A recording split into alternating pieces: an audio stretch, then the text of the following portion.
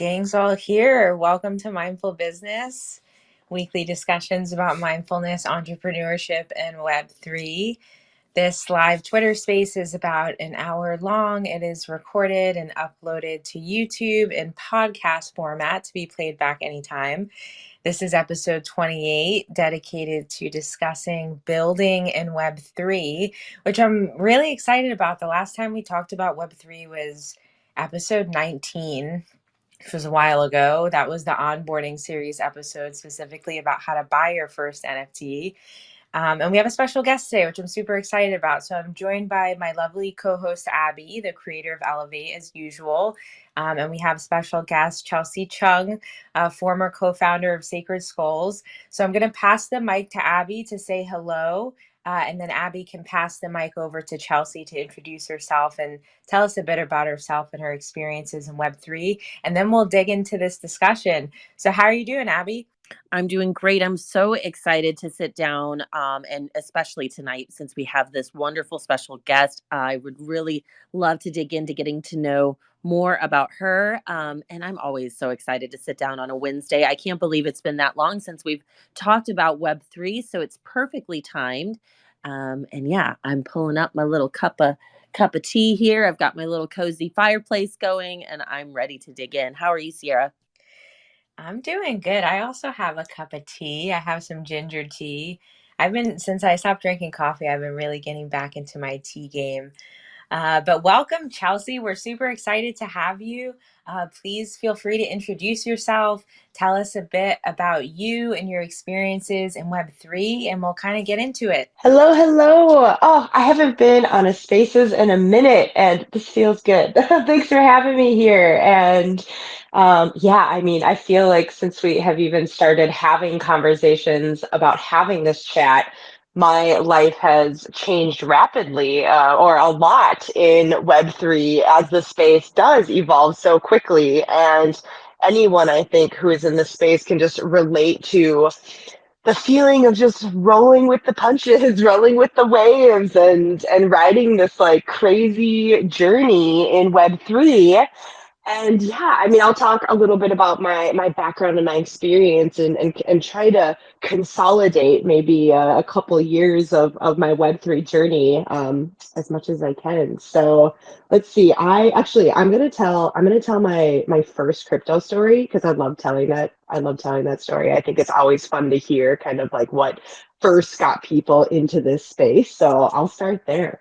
Um, I had I had heard of Bitcoin and crypto like a lot of people, many moons ago, and kind of dismissed it, or it was just kind of something on the fringe. I actually worked with someone back in probably let's just say like 2015, 2016 or so, whose husband was really into Bitcoin, and had some conversations about it then, but kind of ignored it, and kind of watched the following like rise to, I think the last bull market, was peaking at like 19,000 or something, and then watched it come back down. I was like, oh, that's interesting. Like many people, are like the narrative of that the media loves to tell you. It's like, oh, maybe that's the end of Bitcoin, or Bitcoin's dead. And it wasn't until I think it was in 2020. I want to say it was like February or March of 2020. I was really deep into my spiritual life, and that's something I'm sure we will get into as well, as that's part of what kind of brings me to this space, and why I love talking about mindful business. Is I was starting to do some journey work, some plant medicine work. I had also gone through some trainings to do women's healing circle facilitations. I had a program called the Priestess Process, and was kind of in a point in my life where I was not on the best of terms with a medicine that had been in my life for a really long time, which is cannabis. And I had been a cannabis user for, since I was a teenager, I suppose. And I like to say that cannabis and I have traversed every single type of relationship that there is to traverse, from very loving and nurturing to abusive and unhealthy. And at this point in my life, not on great terms. Cannabis was giving me anxiety, panic attacks, and we just weren't in a great spot. But I was also really diving into the use of other plant medicines and exploring things there. And I also, from a spiritual perspective, was being visited by this jaguar animal spirit quite a bit. I was doing a lot of shadow work and a lot of like kind of dancing between the worlds, and this jaguar was like coming to me in a big way. And I had been posting about it on Instagram, and someone in my network, said connected me with this other person who I guess was calling in people who had been visited by Jaguar. And this is a man who lives in Mexico, and he is someone who was offering in-person cannabis ceremonies and breathwork journeys. And because of COVID, was not able to do that in person, and so he was exploring doing this medicine work remotely over Zoom. And so we got in touch, and he said, would you be interested in kind of being my guinea pig? Would you want to try this cannabis breathwork journey with me? I'm sorry, I'm really long. I tell really long stories. I'm just realizing that, but I'm going to keep going. I'm going to keep going with it. So we did this cannabis journey. It was like so transformative. It honestly was like life changing. Our consciousnesses kind of like came together, and we co-journeyed for a number of hours. And basically the next day I messaged him, and we were kind of like integrating and recapping, and he did not ask for any sort of payment or anything. And I asked him, I told him like that was so transformative for me. I would love to pay, I would love to pay you for your time. And he was no, it's okay, thank you for doing this journey, thank you for being my guinea pig. And I was insistent. I said, no, like how can I send you money in Mexico? I didn't know if like PayPal was a thing or how that worked. And he said, well, if you really insist, if you really want to, you can send me a little bit of Bitcoin. And then he said, and while you're at it, why don't you buy some for yourself? So I was like, okay, you know what? I put this out there. I wanted to support him. I was like, I'll figure this out. He sent me this like long string of numbers and letters, his address, and I was like, I don't know what that means, but he's like, send it here. So I ended up buying about $500 worth of Bitcoin. I sent him half. I kept half, and figure that whole thing out. And I mean that was my Bitcoin story. It was truly like the medicine work that got me into it. And I recently actually came across I was searching for a new PFP image, and like I kind of put the call out there, and literally the next day I was part of the World of Women Art Fest drop, and they released this one artwork, and it was like this like cyber, well, you can see it, it's my PFP, but it's kind of this like cyber jungle woman who has a jaguar kind of behind her face. And I saw it, and I was like, that's it, that's my PFP. Like that's the work that I'm here to do. It's like I am this perfect integration of like cyber jungle tribalism, like bringing together the past and the future. I'm just kind of like this alien walking the planet, trying to figure it out like the rest of us, and working with this crazy journey of the rise of technology in our lifetime. So anyway, that did not give you a holistic perspective whatsoever. It really just told you my background story of how I got into Bitcoin. But I'll pause there. I'll pause there and let you ask any questions before I continue on to the rest of my journey. Oh my goodness, this is so much good stuff. Like, I'm loving everything. I'm loving your work with plant medicine. I'm loving that you've done healing circles for women. I can really relate to your experience and journey with cannabis. I've had a long relationship with the plant that's evolved a lot over time. And what an interesting series of synchronicities that brought you to Web3, paying for your cannabis breath work and Bitcoin. Now that is right up my alley. What do you think about that, Abby? Talk about synchronicity. I feel like we this conversation has just been waiting for us all to get together to be had. I absolutely loved hearing that story. My mouth was open and I'm chuckling because so much of what you're saying resonates. And I just think telling that story in a coffee shop on any given day would make people's mouths drop. But here it just makes sense, and I love it. I love it so much. So I can't wait to keep digging in. Yes, it does, right? It does make sense. It's kind of like when people tell me that, they first got into Bitcoin because they were buying drugs on the Silk Road, right? It's like, okay, that's where the OGs come from. Some sort of transcendental experience linked to Bitcoin. So, yeah, so the journey continues.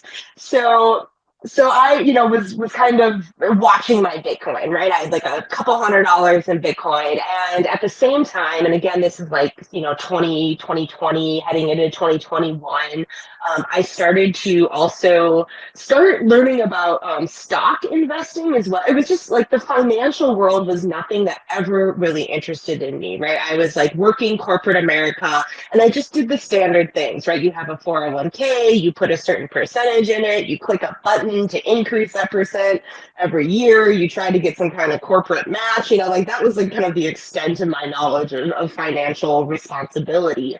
And, I was reaching a point in my life where I was like, I'd really like to take this more seriously. I feel like I'm leaving money on the table. I feel like there's a more direct role I can play in my financial stability.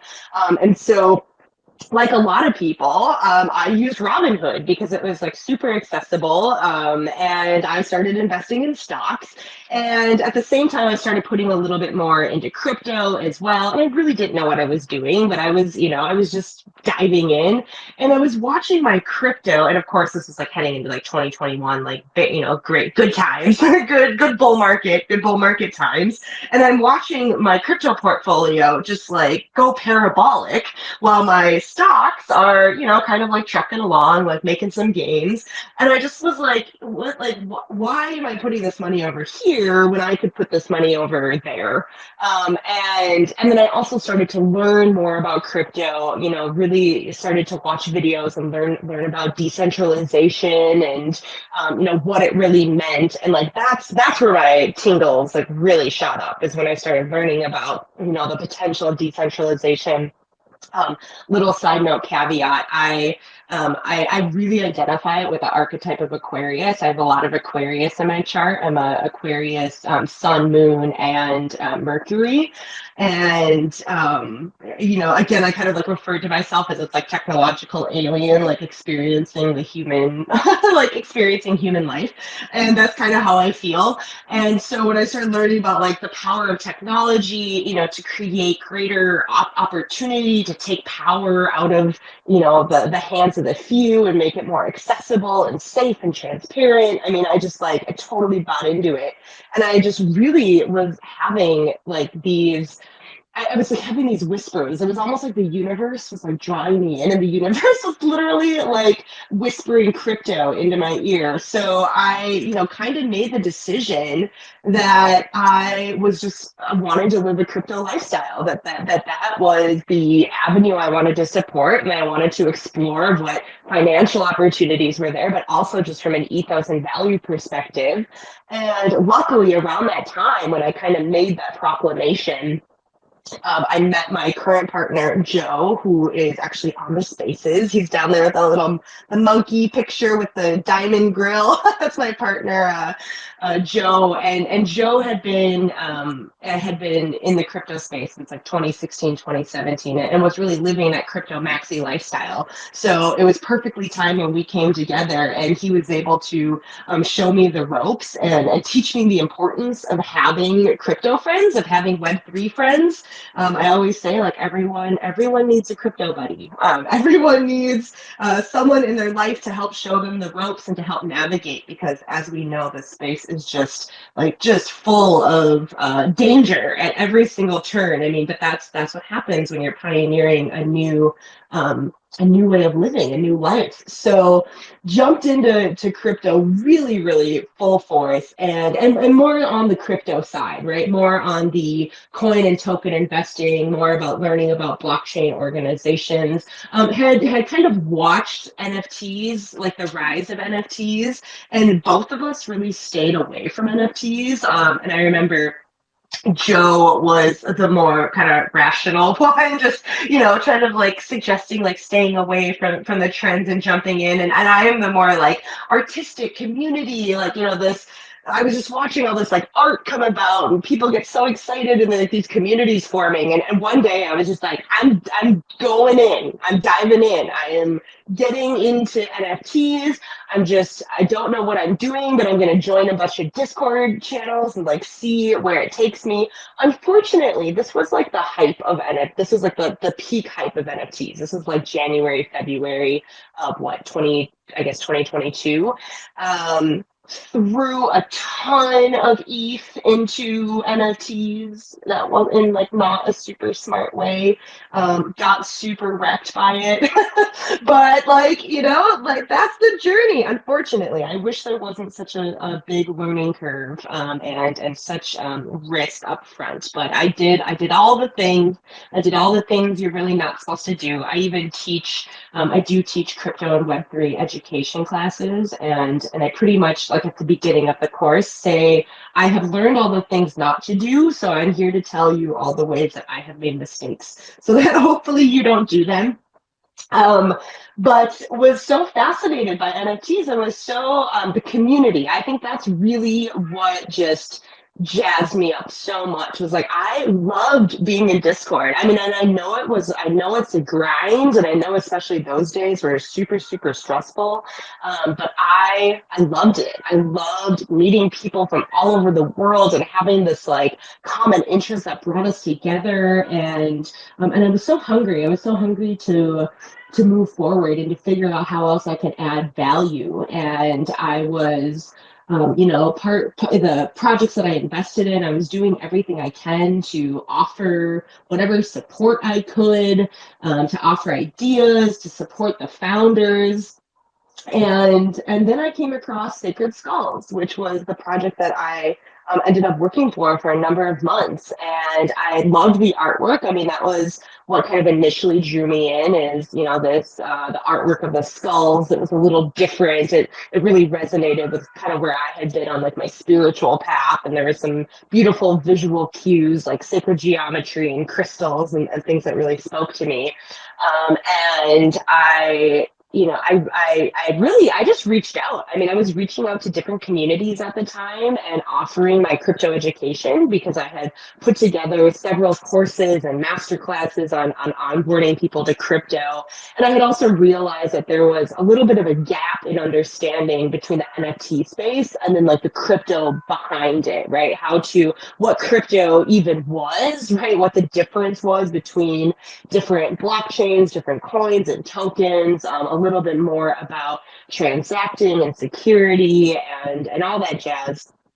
So I had reached out to some communities, Sacred Skulls being one of them, and offered my crypto education course and just said, hey, I would love to get in front of your audience. I would love to teach them a little bit more about crypto. So I did that with Sacred Skulls, and things just kind of progressed. The founders at the time, Kayla and Jade, were really loving the content that I was bringing forth, and they were looking to expand the team. And so I joined the team, and I really just did whatever I could to support. And again, I was so passionate about Web3. And just to speak on that, because I've since left the team. This was somewhat recently. This was, I think, 2 to 3 weeks ago. It was officially announced. I learned so much. Oh, gosh, I learned a ton, and I'm excited to share some of that here. And then also, I have, so many different drafts of Twitter threads and like just so many things queued up to start sharing all the things I learned about being a quote unquote Web3 co-founder, builder, and what that means. And I'll get to kind of some of those learnings in a second, but to just kind of round out the story of what brought me here. Um, yeah, so worked with Sacred Skulls, saw the delivery of a secondary collection, the Sacred Souls, stepped down from that project. It just wasn't the alignment of kind of what I was putting into the project and what I was getting out of it. There was such a vast chasm chasm there in terms of energy output and then value received. And it's hard. It's really hard to make that decision. It's hard to walk away from something that you have kind of committed to showing up in. But that was an interesting one for me because one of the learnings was even though I was kind of given this title of co-founder, it really came at a time in the organization where one of the original co-founders left the project, and then the other one was, heading into maternity leave, and was a couple of weeks out from having her first child, and really needed someone to step in and kind of be the figurehead of that project. And unfortunately, that actually didn't equate with ownership on the back end in terms of ownership of the business, control of business funds, access to service teams, lawyers, accountants, all of that was really separate. So I had really no legal ownership of the business, but yet was kind of seen as like a externally facing face of the business. So I mean, that was definitely one thing I learned. Um, Maybe what not to do. Be careful how you represent yourself and what that means. What the expectations are that come with having a title like co-founder. What your community might expect you are able to do when maybe you actually don't have the keys to do those types of things. So again, had to make the difficult decision from an alignment perspective to step down from that. I still also, one thing I haven't really spoken about, but I am also the marketing director of a blockchain-based software company called Token Events. We are really aiming to revolutionize the way the ticketing market for one, but also just beyond that, fan loyalty management and so many opportunities around that. So I am fully immersed in Web3. I have, again, just made a difficult decision to leave one project, but that creates space and opportunity for whatever is next. And I've kind of just gotten comfortable living in this weird, um, open. It's just like it's an open lifestyle, it's kind of like letting go of structure and control, which can feel really, really scary and unbalanced at times, and requires a lot of self-care practices and a lot of checking in with your nervous system. So we can definitely talk about some of that as well, because it is one of the most destabilizing industries I've ever worked in. And I think it's okay to call that out, that we are like in this space of, kind of chaos at times, but I do believe there is an ultimate goal and method to the madness. And I'm truly committed to whatever, however this space is evolving, and committed to playing my part in shaping that to be something better than the structures of what we have today, because I do think we can do better. And I do think that there is hope for Web3 to at least be part of that path. So again, I just spoke a lot. I just threw a lot out there. So I'll pause there.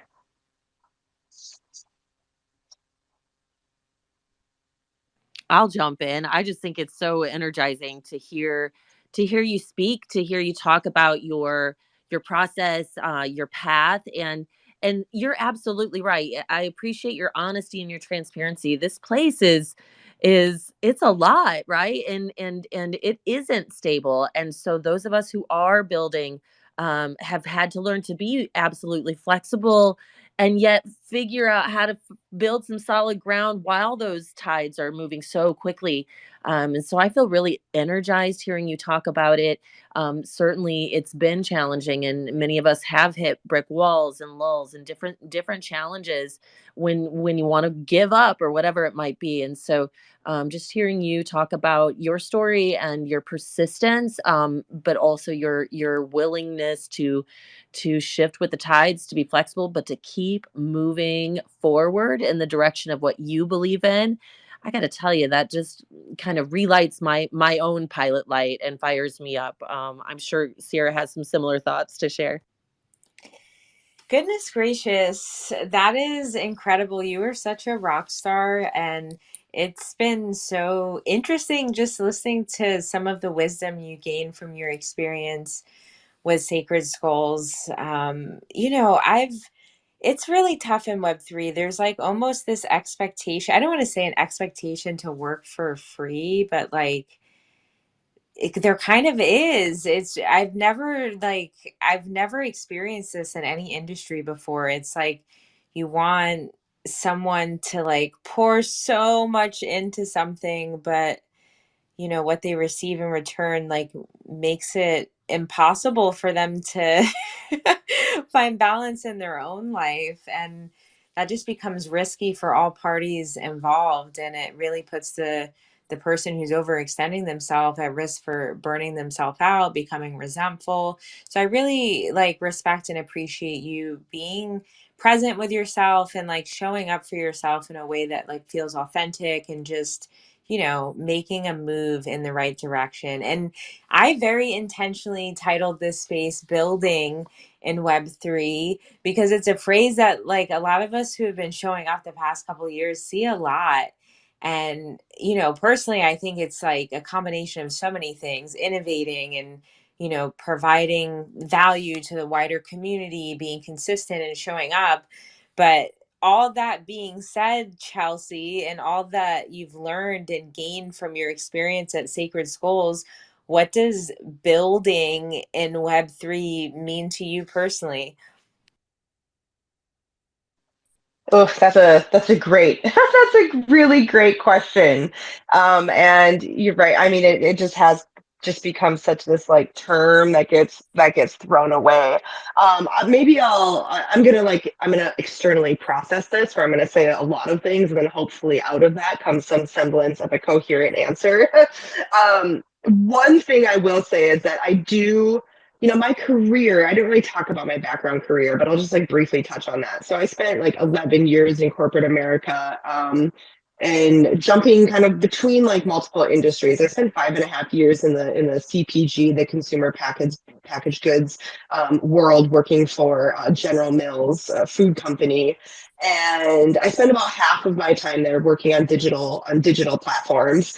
And then I moved into the medical device industry and was a marketing business. I ran a wound care business basically for a medical device company, and then went into consulting, IT transformation consulting. So about half of my career was mostly focused on technology, whereas half of it like wasn't at all.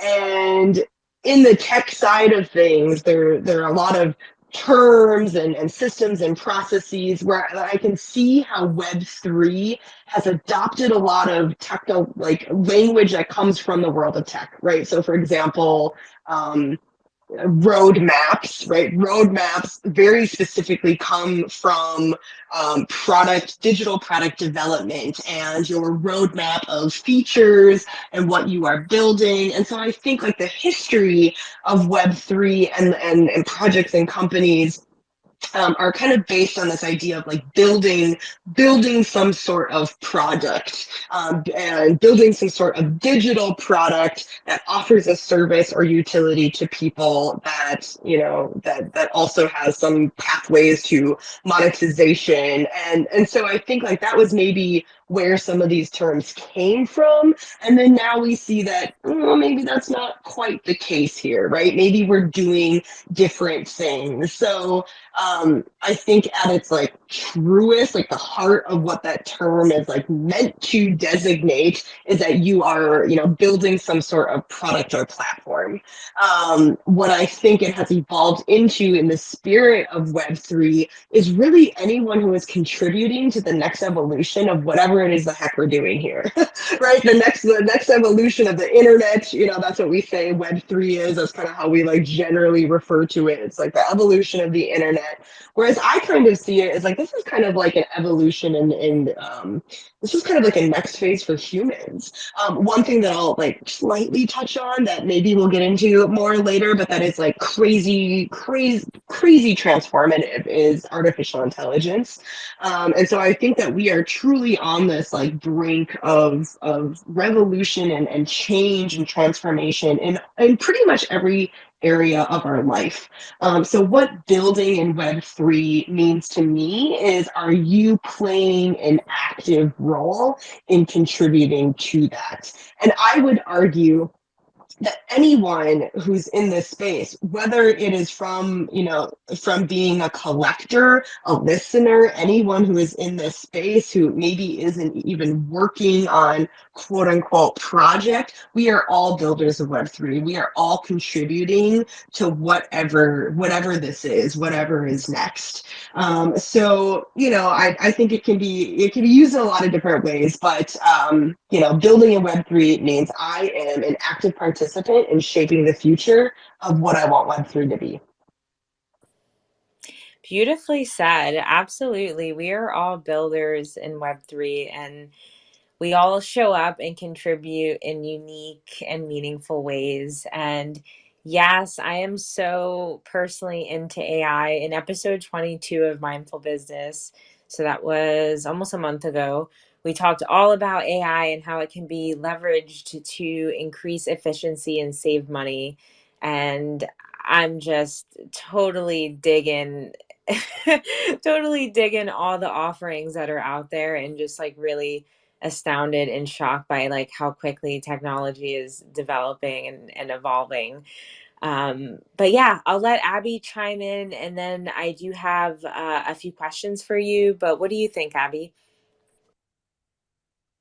I'm kind of just enjoying the conversation. I'd love to hear your extra questions. I'm still geeking out on episode 22, the conversations we had about AI, and continuing to kind of go down rabbit hole after rabbit hole after rabbit hole with all of that. It feels like I was just kind of starting to even scratch on the surface of what was available, and in that conversation we had a few weeks ago, it really opened my eyes, and since then I feel like it's blown up so much. So I'm really just enjoying the conversation and would love to hear what else you have to ask our guest.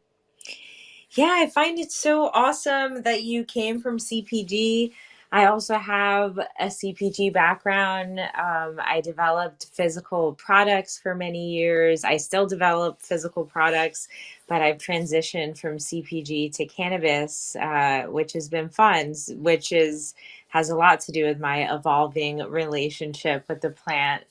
That being said, it's like I feel like I'm in two different worlds, kind of working my product development cannabis job and then like being in Web3. Although both, there are some interesting parallels and similarities, but I've found a lot of my colleagues are a bit resistant or have these misconceptions about what Web3 and NFTs and crypto is. And I that too. So like there's that. And then also like being a person with a crystal store.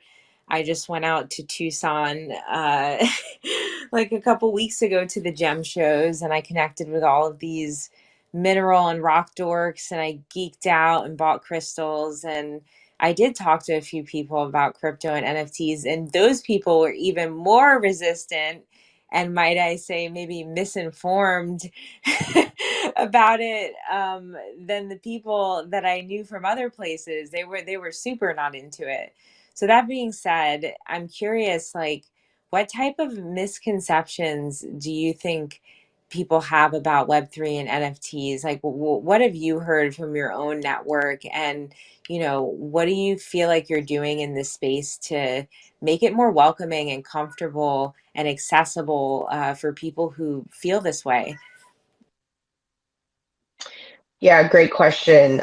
First, I will say that I probably live a little bit in a bubble. I have definitely surrounded myself with a lot of people who are open to Web3, who are open-minded, who see the potential. I have a lot of friends, in this space, and kind of a lot of people in my everyday life are they're open to the idea. However, that does not mean that I haven't ran in. I have very much started to run into people and have those conversations. One example is I was working a booth at, we have this local art fair called the Uptown Art Fair, and it's massive. It sees like 300,000 people throughout the course of the weekend. And for the first time ever, we had a booth was featuring NFTs, and I had digital art and multiple different artists. And it was like kind of the first time that I had actually like encountered people that I was like trying to engage in conversation, that like I was repeatedly getting like butting up against people who the moment I said like NFT or crypto just completely lost interest, got argumentative. And I was just like, oh wow, okay, like this actually is a thing, right? Like I live in this bubble. I'm so surrounded by it. I see it so positively. The people in my life see it so positively. So to be kind of like faced with that opposition was kind of striking, but also, you know, it's I also welcomed it, right? I welcomed the opportunity to hear their opinions, and I think, you know, on a I'm going to get kind of like metaphorical or philosophical with it. I think on one level, like anything that threatens to destabilize the current model or system is one, scary, and two, people have varying levels of acceptance of like what's even possible like for disruption, right? So like my 80-year-old father, he just had his 80th birthday, is so convinced that the government will shut crypto down, right? Like he is so convinced that the government has all the power to like ban Bitcoin and that we can't, you know, we'll never be able to use it. And I don't think he fully grasps like the concept of decentralization and like what does that even mean? What does shutting it down mean? You know, okay, maybe you can block access to it being like accepted places, or you know, like China banning crypto, or China like bans crypto it's like every year it seems like, and it's like that's part of the beauty of crypto and Bitcoin is you really can't shut it down. And the more like other countries and people realize that and continue to champion it, like El Salvador implementing it as currency, um you know, like you see the potential and you see like it's just solidifying and rooting itself even more. So I think that's one big misconception is, you know, people don't even think it's like a viable thing. Like this isn't gonna happen, it's not a real thing. And also with that, people also have a lot of false beliefs or understanding about what money even is, right? About like what the value of money is. People are very disconnected from what the truth of our current monetary system is and what fiat, you know, the term fiat literally means by decree. It means that like the only thing that gives it value is the fact that like our government is backing that it has value. Like there is no value. Richard Nixon took us off of the gold standard in the 70s. Like there is nothing backing up money. There really is no value to money other than our government saying that there is.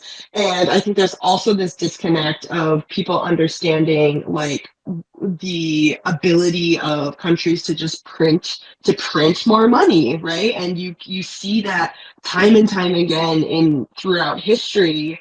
I'm borrowing now from a of this great Ray Dalio video, this little clip I just watched the other day on like the changing world order and how, you know, this the same thing happens time and time and time again. You can go back and study history and you can see the rise of all of empires and you can see what happens with their money system. You can see that the way they print more money, you can see like what happens to, you know, what they're the money that they're spending versus the money that they're bringing in. And so it's not only a misconception on crypto and Web3, it's like it's a disillusionment, it's a disconnection from what actually is happening, and it's kind of a false reliance on what the traditional systems are, and it's an overconfidence that, you know, these systems won't change or that they can't change, and it's too big to actually change. And again, if you look throughout history, money changes all the time. Like we've been doing this in some form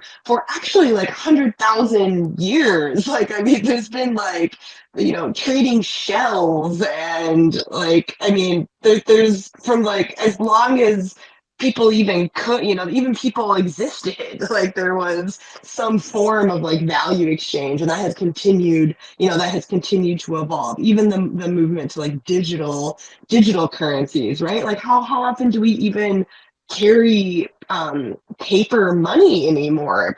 Coins, like these things are becoming obsolete. Like the system actually is already shifting.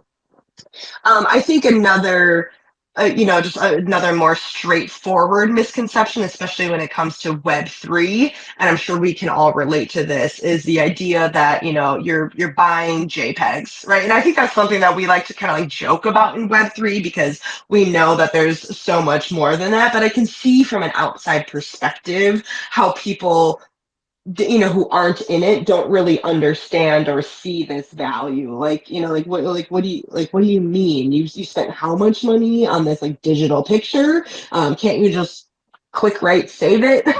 And again, that opens up so many opportunities to teach people about blockchain and traceability and digital sovereignty, digital identity, and where we are all going. So I also think that there's like, some people are just more inclined to it because they're naturally a little bit more inclined to like futurism, and thinking about what's next. And then you have a lot of people who are just like, nope, don't even take me there. I'm happy with the way things are. It's never going to change. I like my stability. I'm going to stay here.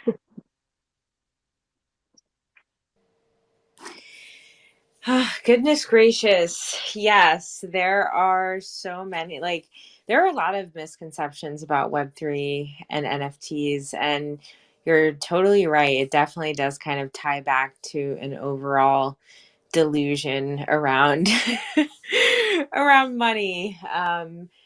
Yes, yes. And I think that these misconceptions that so many people have kind of become a barrier to building in Web3, because it's like it's already so hard to build a new business and to get people to buy in and raise money and create a brand and all of these different things. And then in addition, like you have all of this negativity and skepticism when you try to talk to people about it sometimes, which is really disheartening. There are so many barriers to building in Web3 right now, and the landscape is evolving rapidly. Definitely, it's been like a crappy market recently. Everything has been down. People are losing money, taking losses. There's been less capital available to be invested in things. There have been rampant scams, which I guess is always the nature of technology. When there's innovation, people always find a way to scam it. But then also just even the tedious processes and like the technical know-how that's required to execute certain actions, it becomes really tough to get things done. Like, for example, like there's so much talk about Bitcoin ordinals right now, which people are calling Bitcoin NFTs. And like, I'm genuinely interested, but it's like, I read a few threads and I watched a few articles and I was like, wait, I got to get a new wallet. I have to buy a currency I've never bought before.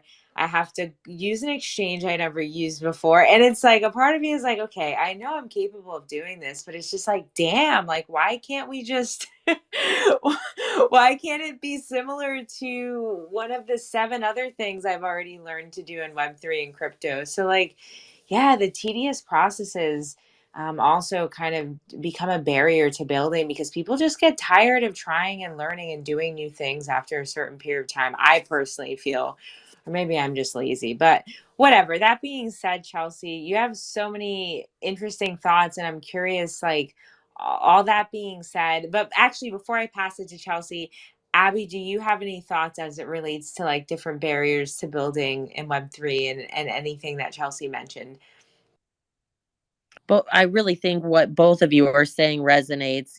People are slow to change. We get really settled into our comfort zones, right? And when things are really good and it's that bull market and everything's sparkly and we see success, then people are slightly more willing to learn all the extra things. But look, it's a bear market.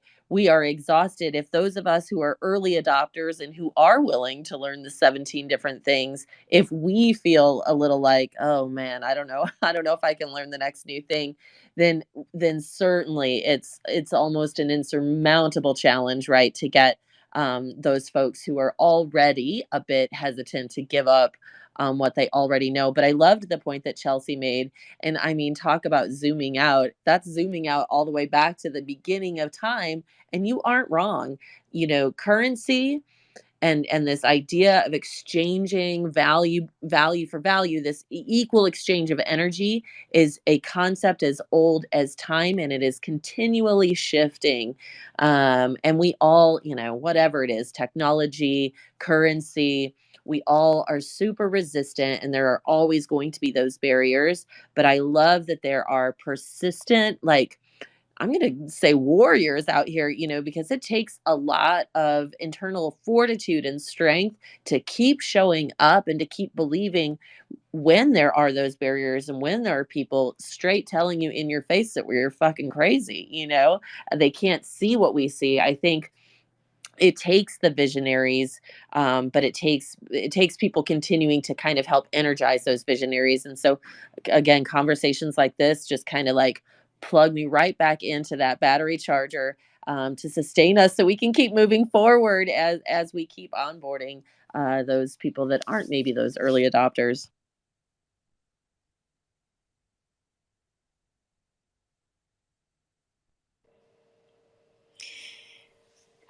Absolutely. Yes. Yes, I'm upset that we had so many episodes that elapsed without talking about Web3. Clearly, we have all of this pent up pent up energy and thoughts about it. Goodness. So yeah, I'm gonna pass the mic to Chelsea.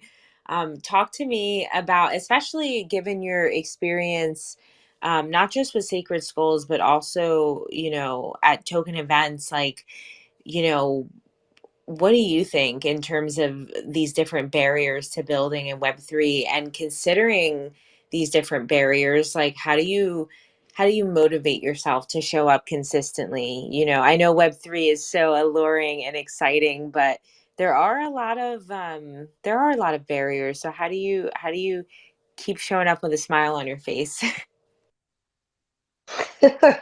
I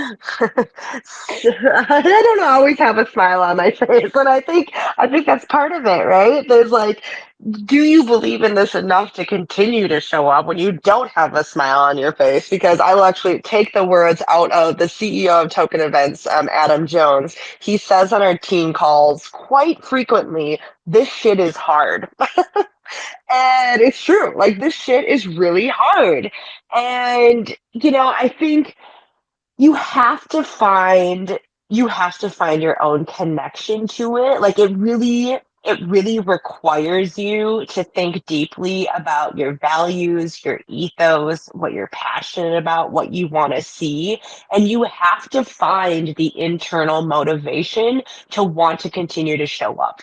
And I see this a lot in the Web3 space. Is a lot of people enter, not a lot, but I mean, there definitely are people who entered the space when the hype machine was on full blast and people were making money, and people jumped in because they hopped on the bandwagon, and some of them made a lot of money, some of them didn't, but not all of them really even knew why they were there to begin with. And the bear market has no space for that. The bear market, and I mean, and that is kind of the value, or like some of the good part about having these cyclical trends and these movements and this kind of these periods of cleansing, is, it does stress test and remove maybe some of the people who weren't there because, who left because it wasn't really meant for them, or they didn't really want to make it theirs. And you can't blame people for that either. I mean, some people maybe thought they were going to be interested in it, and they're like, what the hell is this? This is not for me. So for me, I mean, like I said, I have connected. I have connected with crypto and Web3 and decentralization on like a spiritual level. And maybe I'm like, for better or for worse. I'm not saying that it's, maybe there's some delusion there as well. I don't know. I'm also, just like again so hopeful that there could be a different way. But you have to find your own connection to it, right? You really have to have your own talk track and your own story of like, why do I believe in this? And from an onboarding perspective, we talk about that at Token all the time. And I'm surrounded by the people on my team are technology industry veterans. They've been, Adam, our CEO, has been an engineer for a really long time. He's been, working in the agency world. A lot of those guys worked on digital product teams together. I mean, they build technology. I mean, they build digital products. That's what they've done.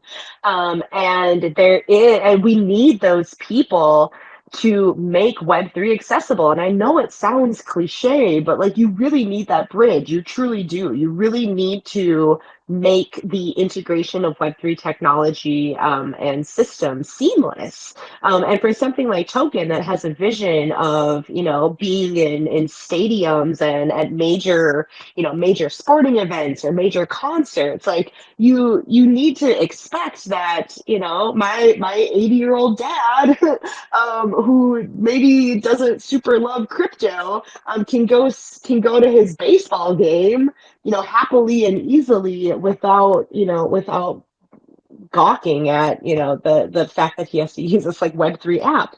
So I mean, we have a ways to go, but really, at the end of the day, I mean, like we're humans, right? And one thing that I value so much is a year and a half before I left the corporate world. I ended my corporate career with consulting.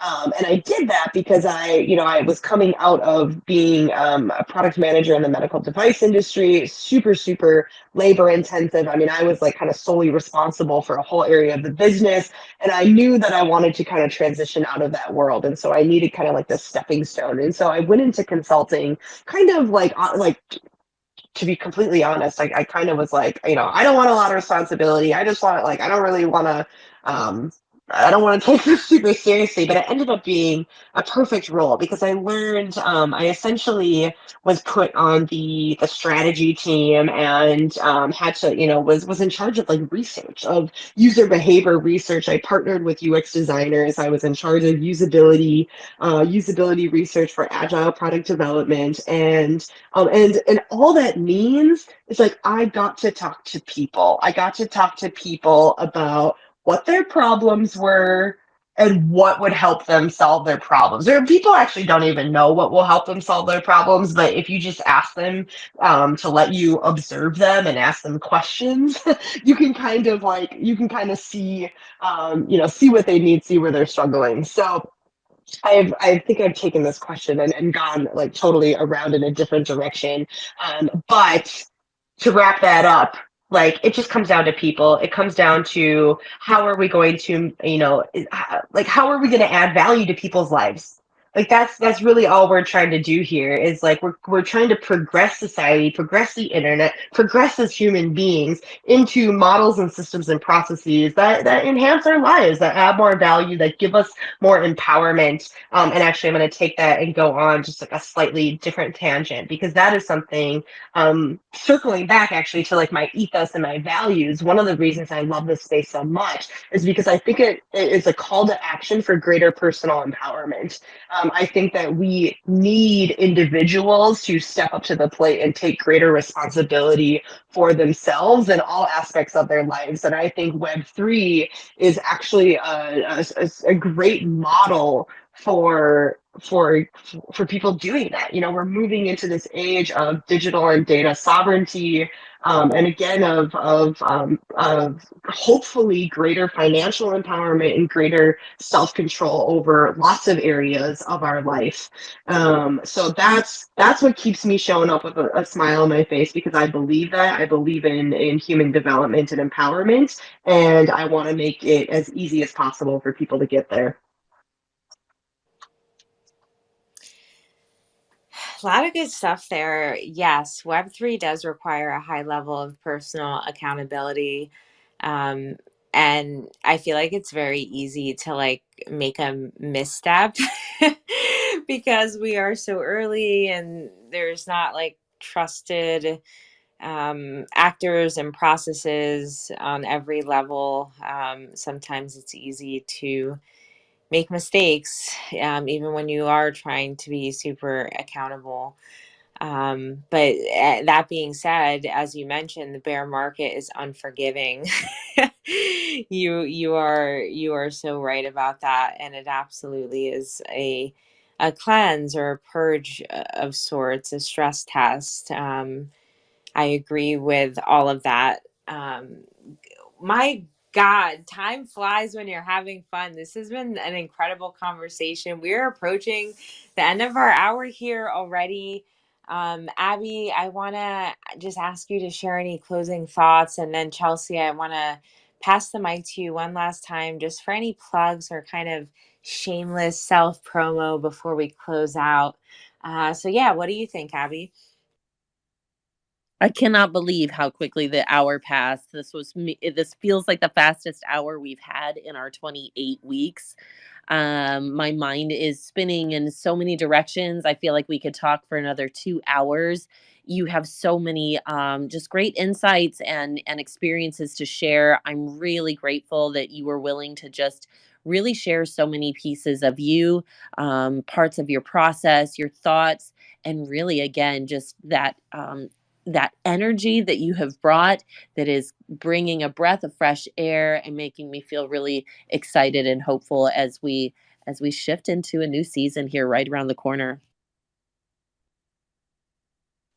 Yeah, well, thank you so much for having me on. Like I said, it's been a minute since I've been on Spaces, and clearly I needed to be on one because I know I talk, I talk a lot, and I was feeling it. I was feeling the vibe tonight.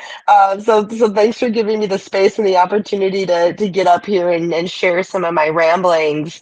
And really, I have no plugs. I mean, all I would say is like let's connect. If you love this space, if you're passionate about Web3, or you're curious and you're looking for more people in your corner, right? If you want someone else in your network to cheer you on, and if I can maybe be part of that Web3, the cheerleader. I will always do that. And like I said, I don't always have a smile on my face because this shit is hard. But I do like to bring the good vibes. I do believe in this space wholly, and I will always champion and support anybody who wants to contribute to making this space what I believe is possible. So give me a follow. Let's hang out. Send me a message. Let's do more spaces. That's my only plug. I respect and appreciate your transparency. It's impossible to always show up with a smile on your face, I suppose, especially this last like 6 to 8 months. Like it's been quite a challenging time for most of Oh us. So yeah, I feel you. yeah, and I will to take the transparency a step further. I mean, I have essentially, I mean, I identify as like a crypto maxi. I guess maybe I'm not like a true crypto maxi because I don't seek crypto payments wherever possible. I do still transact in fiat, but I basically converted all of my assets into crypto. And obviously, we all know what happened to the market. So I have lost a tremendous amount of money on top of really not getting paid to work in Web3. I mean, I do in some ways, but I have poured and poured and poured on top of basically losing my entire livelihood of money, which does a number on your nervous system, right? It can rock the shit out of you. And what's funny, maybe not funny, but that's the word I'm using, is before I got into crypto, when I kind of was telling my story and the universe was whispering crypto to me, I remember specifically having many conversations with myself and asking myself, are you okay if you lose everything? Will you be okay? Will you be okay if literally you lose everything? And I said yes. That is the answer that I gave myself. Now, did I actually think it was going to happen? I don't think I did. I think I was saying it, but maybe being maybe not totally thinking that that could be the case when it has absolutely come true. And I kind of I almost feel like on a spiritual level I kind of called that in for myself, right? It's like I am walking this life as like a massive risk taker. I am walking the talk every single day. This shit is hard, and I will still continue to show up because I believe in it that much.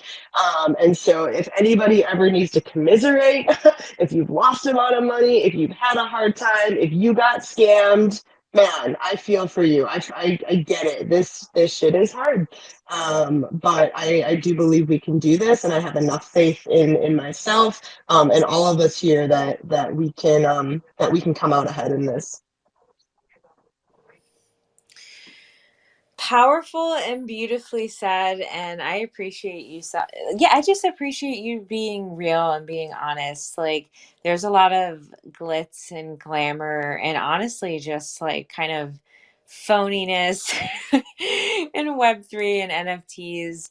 And it is important to be real when we're down bad, and a lot of us are down bad right now, but we're still here, and look at me and Abby, we're 20 episodes deep into our podcast. We're still showing up every week and talking about self-care and entrepreneurship and mindfulness, and those things never stop being important. So thank you so much for being with us, Chelsea. That brings us to the end of our space. This will go up on YouTube, which I'm super excited about. We'll include like your Twitter handle and stuff like that so that people who are listening back to the recording can get in touch with you. But yeah, I appreciate the live listeners. Thanks for hanging out with us tonight. We will see you next week. Send in lots of love and good juju out into the universe. Hope everyone has a good night. Bye, y'all.